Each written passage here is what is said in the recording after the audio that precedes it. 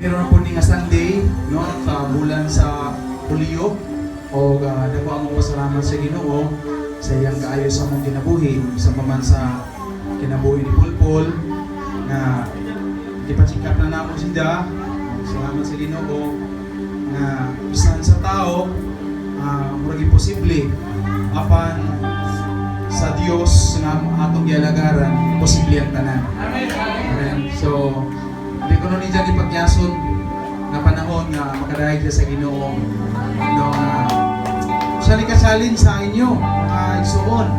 No, kamo nga kompleto, walay sakit, walay luyang lawas, wala magpurog, wala inyong gibati.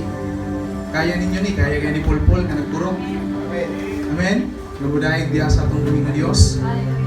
It is a matter of our hearts. Kung nahigugmata sa Ginoo, why not? Anong di ta makadahig sa Ginoo? Amen? Wala na magbasi kung nindot na yung busis o dili. Ang gibasihan sa Ginoo ang imong hearts. Kung siya ba yun ang sulod anak, kung mudahig ka diha kaniya. Okay, sometimes nindot ang busis pero dili ang Ginoo mo ay namimaya sa itong mga sanas. Amen? Sa among ko na uwiton karon is ikaw ang kusog. Hallelujah. So, among kinakalit nung walay lain kusog, walay lain nagtahimo ka namong lingkod, nakapadayon sa mong pangalagad, o dili tungod yun sa itong buhing Diyos. Nagpadi ang Paul sa Filipos 4:13, I can do all things through Christ who strengthens me. Hallelujah. Yan ang mapun. Amen. Ikaw ang kusog.